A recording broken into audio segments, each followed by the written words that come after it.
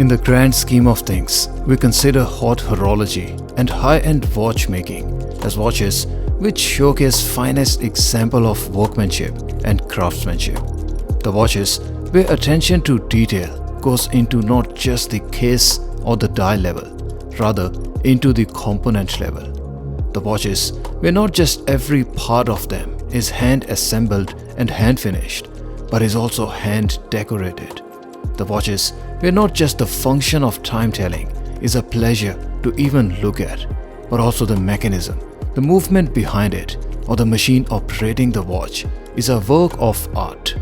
These are the watches where there is a combination of engineering, art, design, aesthetics and workmanship all blending in together in a perfect harmony.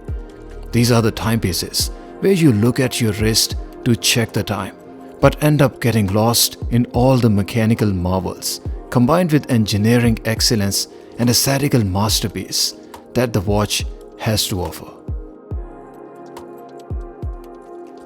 When you talk about a Lange Söhne, you already know that you are looking at the watch with all these core elements of haute horology and fine watchmaking.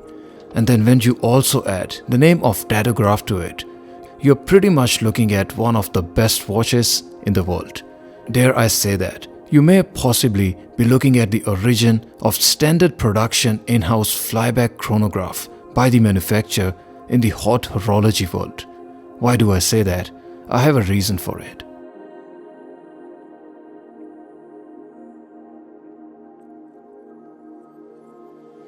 It's almost strange and bizarre that when we talk about haute horology typically, we don't factor in the attribute of the movement being in-house by the manufacturer. If we do, then let's not forget that Patek Philippe, although are one of the oldest watch manufacturers, didn't have their in-house flyback chronograph movement until 2005.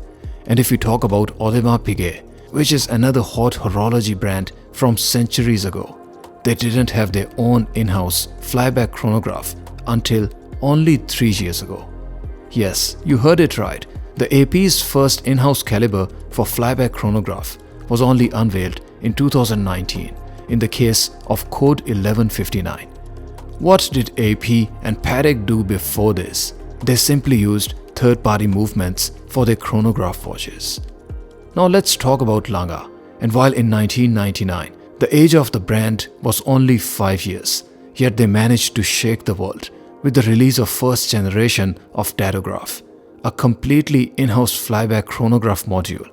And it was not just a functional movement, rather the one that was aesthetical excellence to even look at.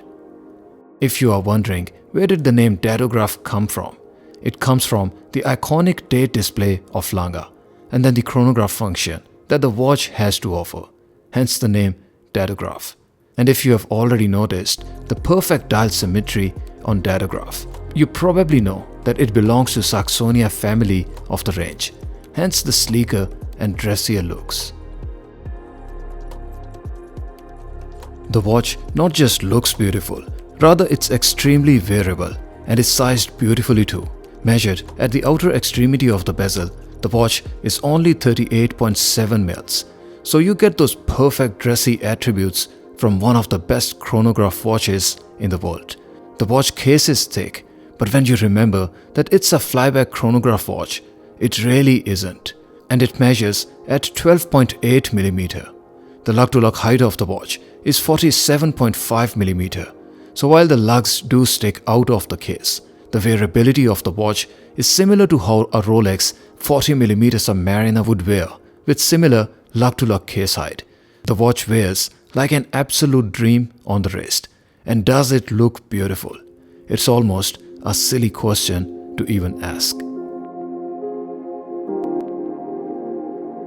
While we talk about and admire the Swiss watchmaking, and rightfully so for the contributions of Swiss watchmakers in the history of horology, let's take a moment to appreciate and recognize that the first manufacturer-made in-house caliber chronograph movement in the standard production of watches didn't come from a Swiss watch brand.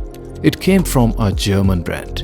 And it's not just the chronograph movement made in-house, it's probably the one that's most beautiful in its own right, even today. I mean, you may be able to argue that it's probably not the most beautiful movement to exist. But if this isn't, what is?